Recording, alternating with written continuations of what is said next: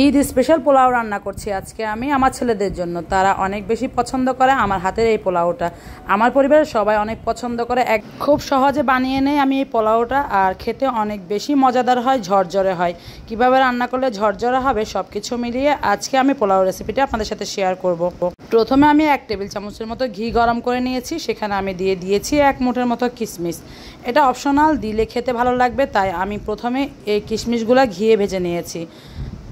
চাইলে আপনারা আরও ড্রাই ফ্রুটস ব্যবহার করতে পারেন, কাঠবাদাম, কাজু বাদাম, সেগুলোও ভেজে তুলে নিতে পারেন, পরবর্তীতে গার্নিশের জন্য ব্যবহার করা যাবে। আমি শুধুমাত্র কিশমিশটাই দিয়েছি। ওই ঘিয়ের সাথে সামান্য একটু সয়াবিন তেল দিয়ে আমি একটা বড় সাইজের পেঁয়াজ কুচি দিয়ে নিয়েছি, 3টা লবঙ্গ, 3টা এলাচ, কয়েকটা সাদা গোলমরিচ দিয়ে নিয়ে একটু নেড়েচেড়ে নিয়েছি। তারপর আমি 1 চা চামচের থেকেও কম আদা রসুন বাটা দিয়ে নিয়েছি। আমি সবসময় কিন্তু আদা রসুন বাটা দিই না, আজকে খুব কম করে দিয়ে নিয়েছি।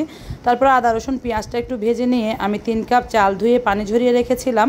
সেই পানি ঝরা চালটাই আমি এখানে দিয়ে দিয়েছি। চালটা ধুয়ে কিন্তু আমি আধা ঘন্টার মতো ভিজিয়ে রেখেছি। পোলাও চালটা ধুয়ে আধা ঘন্টা ভিজিয়ে এরপরে পানি ঝরিয়ে নিলে পোলাওটা যেমন ঝরঝরে হয়, খেতে অনেক বেশি ভালো লাগে। তেল আর ঘিয়ের সাথে চালগুলো খুব ভালো করে ভিজে নিয়েছি, একদম ঝরঝরে হয়ে যাওয়া পর্যন্ত। এখানে আমি অল্প কিছুটা গাজর গ্রেট করে নিয়েছি, এটা কালারের জন্য দিচ্ছি। পোলাওতে গাজর দিতে হবে এমন কোনো কথা নেই, গাজর না দিয়েও পোলাওটা রান্না করা যাবে। আমার ছেলেরা পছন্দ করে কালারফুল পোলাও, তাই আমি ওদের জন্য একটু করে গাজর কুচি এভাবে দিয়ে দিয়েছি। দিয়ে চালের সাথে গাজরটা খুব ভালো করে মিশিয়ে নিচ্ছি। এতে করে গাজরের যে কালারটা সেটা চালের সাথে মিশে যাবে, একটু হালকা হালকা একটা হলুদ ভাব আসবে, দেখতেও যেমন সুন্দর হবে, গাজরের কারণে এটা খেতেও ভালো লাগবে। আমি এখানে যে কাপে করে মেপে চাল নিয়েছি সেই কাপের 1 কাপ দুধ ব্যবহার করব। এখানে দুধ দিয়ে আমি চালগুলো খুব ভালো করে আরও একটু নেড়েচেড়ে ভেজে নিয়েছি। আর এখানে আমি 4.5 কাপ পানি দিয়েছি। দুধ 1 কাপ আর 4.5 কাপ পানি, মোট 5.5 কাপ পানি আমি ব্যবহার করেছি 3 কাপ চালের জন্য। অনেকেই বলে যতটুকু চাল তার দ্বিগুণ পানি দিতে হবে, সেটা অবশ্য ঠিকই আছে। অনেক সময় পুরান চাল সিদ্ধ হতে সময় লাগে, সেগুলোতে যতটুকু চাল তার দ্বিগুণ পানি লাগে, কিন্তু চাল বুঝে আপনাকে দিতে হবে। এজন্য একটু কম পানি দিলে একদম চুলায় ভাপে রাখলে ঝরঝরে হয়ে যায়। যখন পানিটা ফুটে উঠেছিল আমি 3টা কাঁচামরিচ দিয়ে নিয়েছি, আর এটা খুব ভালো করে আবারও নেড়েচেড়ে মিশিয়ে নিচ্ছি। এই পর্যায়ে আমি স্বাদ মতো লবণটা ব্যবহার করছি। লবণটা চাইলে আপনারা যেই পর্যায়ে চাল ভাজবেন সেই পর্যায়ে দিতে পারবেন, আমি আসলে ভুলে গিয়েছি, তাই এই পর্যায়ে দিয়ে ভালো করে মিশিয়ে নিয়ে চালগুলো একদম সুন্দর করে এভাবে ছড়িয়ে দিয়ে ঢাকনা দিয়ে ঢেকে রেখে দিব ভাপে 10 মিনিটের জন্য।